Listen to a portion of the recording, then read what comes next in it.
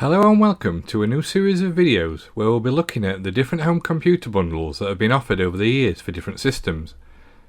A decent bundle back in the day could make or break a computer's success and sales for that year. The first system we'll be looking at is the Commodore 64.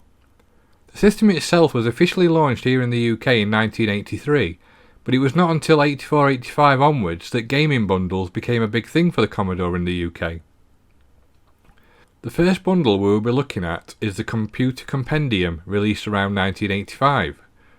This bundle came with the standard breadbin Commodore 64, a 1539 dataset Model C2N unit, and a power brick.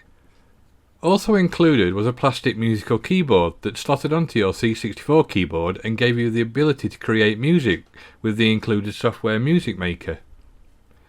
If you wanted to explore the artist in you, then this was catered for too, with the Designer Pencil software. The game that was included in this bundle was to tie into Sue Townsend's Adrian Mole, as both the paperback book The Growing Pains of Adrian Mole and the game Secret Diary of Adrian Mole were included. As with most of the bundles we will look at, the price usually started around the £250 mark, but would then drop and settle around the £200 mark a few months later, and in some cases even going as low as around £150. Interestingly, a few months later, a bundle with the same name came out that was exclusively for Boots, a pharmacy chain here in the UK. Coming with the same basic computer setup and also the plastic musical keyboard attachments and software, but this time the Adrian Mole link had gone, and more games and utility software and hardware added. On the hardware front, this pack included the Color Speech 64 cartridge, and also the Trojan Light Pen, and a QuickShot 1 joystick. Games-wise, a total of 8 games were included. The Zap Sizzler compilation of Who Dares Wins 2, Drop Zone, Wizard's Lair, and Thing on a Spring, and The Way of the Tiger, Bounder, Monty on the Run, and Suicide Express. Also, to keep with the Boots tie-in, a blank C15 Boots computer tape. I had a few of these back in the day. It also came with a paperback book that showed you how to program your own games called Commodore 64 Games Book 2. Not a bad little bundle that covered off the gaming side, but also for those parents wanting little Johnny to learn things, a lot of educational and utility software too. Again, this bundle retailed at $199.99. Commodore have always been good at linking their systems to events that were happening at the time, and the C64 was no exception. The next bundle we'll be looking at is the Olympic Challenge bundle that was launched in 1988, the year of the Summer Olympic Games in Seoul. By this time, the old breadbin C64 had been changed to the new sleek C64C. A lot of debate goes on in the forums as to what the C actually stood for, from compact, cosmetic to cost reduce. Do you know? Comment below. It also included the standard dataset and power brick and QuickShot joystick. Obviously, from the title of the bundle, this was going to be a sports-centric one. The games that were included were Daley Thompson's Decathlon, World Series Baseball, Match Point, Match Day 2, Track and Field, Barry McGuigan's World Championship Boxing, Basketmaster, Snooker, Daley Thompson's Super Test, and Hypersports. As this was moving ever so slowly towards the end of the C64 era, the price of the bundles began to reflect this, and you could pick this up for around the £150 mark, a £50 drop on the previous £200 price point. As we jump forward 2 years, we see not 1 or 2 new bundles being released, but a whole swathe of 6 coming out in 1990. Not to be outdone by Boots, Tandy the electrical retailer also had its own exclusive bundle.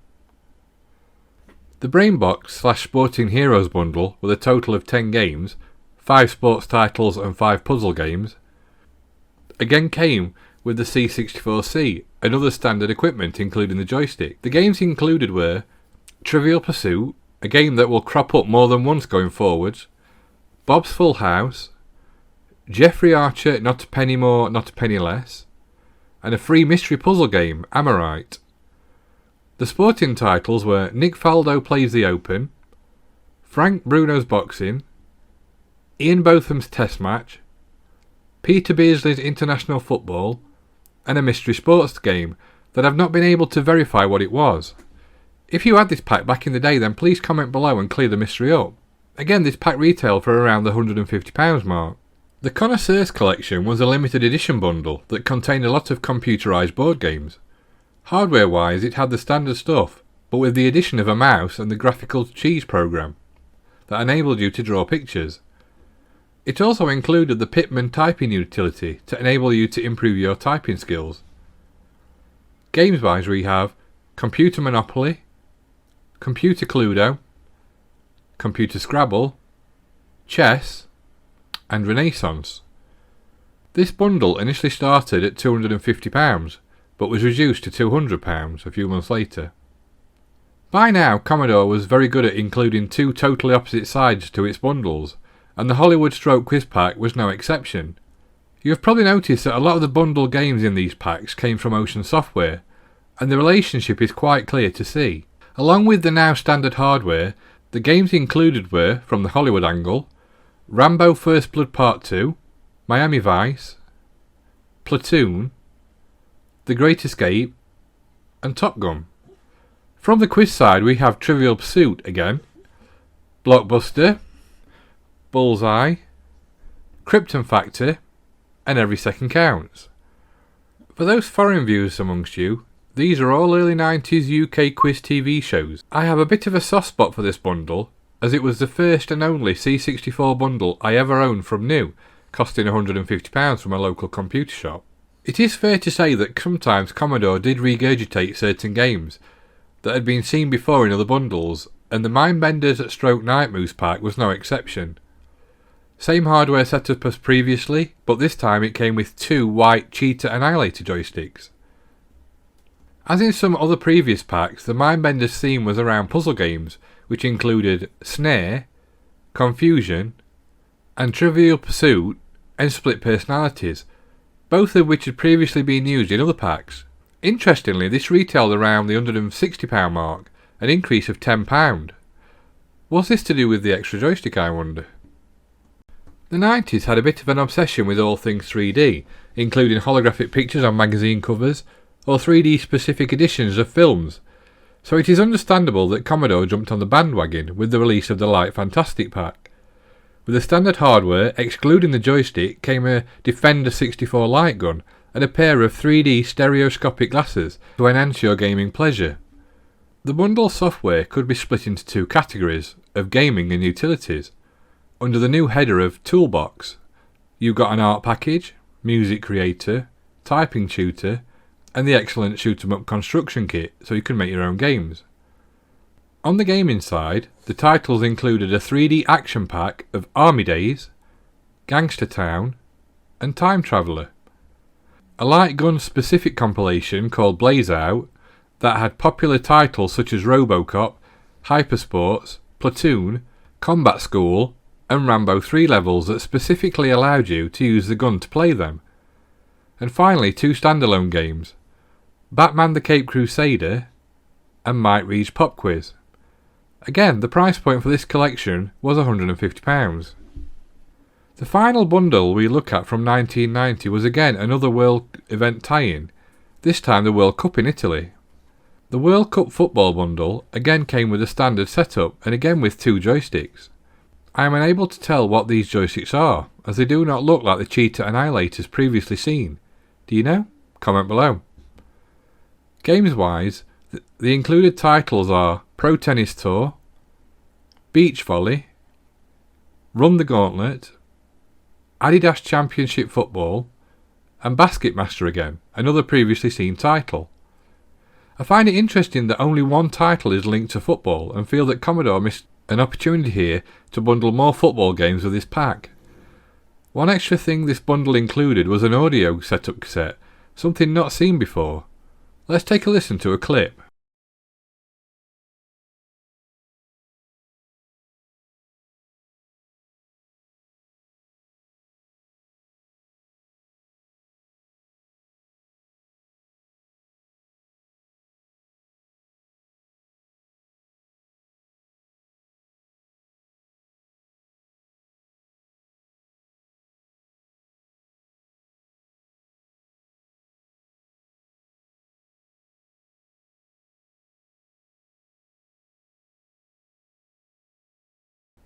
The retail price for this bundle was again £150. As the years tick by, we are now coming to the end not only of the Commodore 64 bundle story, but also the life of the C64 itself. Having been around since 1983, it is now 1991, 8 years since it first came onto the computing scene. The 16-bit powerhouses are now dominant. The humble C64 has one last hurrah, or two, as you will see. The last two packs we will look at are Playful Intelligence and the Terminator 2 I've Returned pack. What makes these packs interesting is the fact that no tape games are included, but a cartridge with title on is instead. One of the reasons for this was that Commodore around this time was trying to push the ill-fated C64 GS, which had been launched in December 1990. One last attempt to keep the old girl alive and introduce cross-compatibility with all its systems. The cartridge plugged straight into the back of the C64C, as it had a cartridge slot built in. The games included in the Playful Intelligence bundle were Fiendish Freddy, International Soccer, Flimbo's Quest, and Clax. A bit of a weird combination, really. On the Terminator 2 pack, there was Terminator 2, the only game included, and two utilities, the Image System and Modern Music Maker. No tape dataset was included or joystick in either bundle. To make these more appealing and compete, they were retailed around the £9,900 mark, but if you wanted a dataset you would need to pay an extra £25 to get this included. These bundles, even with the top name of Terminator, were really up against it, as the Amiga had now been out a few years and its bundle prices were starting to come down and look more attractive to buyers. No more official C64 bundles as far as I'm aware came out after these two. I hope you enjoyed this nostalgia trip down the C64 bundle memory lane. Next time we'll be looking at the next generation of Commodore machine, the Amiga A500, and see what delights its bundles had to offer. If you enjoyed this video, then please drop a thumbs up and sub to the channel. I really enjoy chatting to like-minded people who can share their memories too. And for more interesting retro topics, why not give my Facebook page a follow? Links in the description below. Thanks for watching.